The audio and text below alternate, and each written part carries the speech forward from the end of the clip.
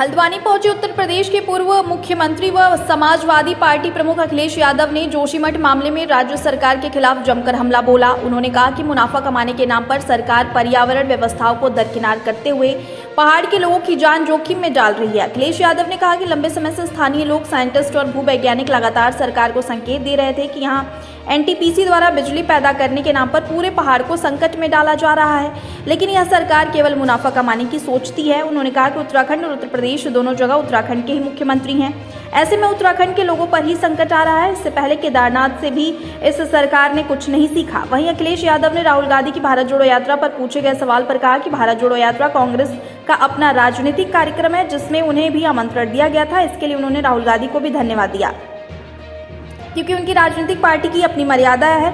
वहीं लोकसभा चुनाव 2024 को लेकर उन्होंने कहा कि आगामी चुनाव से पहले अभी बीजेपी के 2022 की घोषणाएं पूरी नहीं की गई हैं। ऐसे में उत्तर प्रदेश से ही बीजेपी केंद्र की सत्ता में आई थी और इस बार उत्तर प्रदेश से ही बेदखल होगी, जिसकी समाजवादी पार्टी ही शुरुआत करेगी। ये उत्तराखंड में समाजवादी पार्टी मजबूत होगी, हमारी ये मानना है। हमारे साथी और काम करेंगे जो जनता के मुद्दे उनको उठाएंगे और बहुत जल्दी पूरे प्रदेश स्तर के संगठन की बैठक हम लोग करेंगे। जो बहुत जागरूक लोग हैं, समझदार हैं, उन्होंने खुद कहा कि जोशीमठ में इस तरह का विकास नहीं होना चाहिए। जो विकास हो रहा है और जो खासकर एनटीपीसी की वजह से पहाड़ खोखले कर दिए हैं, ये उत्तराखंड के उस हिस्से के और उत्तराखंड के पूरे हिस्से के पहाड़ कच्चे माने जाते हैं। ये नए पहाड़ हैं। इन पहाड़ों में जो विकास और जिस तरीके से प्रिकॉशन लेकर के, सेफ्टी को लेकर के और जिस तरह का इन्वायरमेंटल कंसर्न दिखाना चाहिए था, यहाँ की सरकार ने नहीं दिखाया। मुनाफे के चक्कर में इन्होंने खासकर जोशीमठ और आसपास बर्बाद किया है। और तब जब कई बार ऐसी घटनाएं हुई हैं जहाँ से हमें कुछ न कुछ सबक सीखना चाहिए था। हमारा मानना है समाजवादियों का, जो बाज़ारी भाव है, जो बाज़ार में कीमत होती है, उतना उनको मुआवजा देना चाहिए। सेटलमेंट के लिए अच्छी पॉलिसी बना करके, क्योंकि दिल्ली और लखनऊ, दिल्ली और आपके उत्तराखंड और लखनऊ के भी मुख्यमंत्री उत्तराखंड के ही हैं। अगर ये ध्यान नहीं देंगे तो कौन ध्यान देगा। इनका घोषणा पत्र उठाइए। इन्होंने जो वादे 24 के लिए किए थे, 24 तक पूरे नहीं हुए, 23 चल रहा है और 24 में चुनाव है।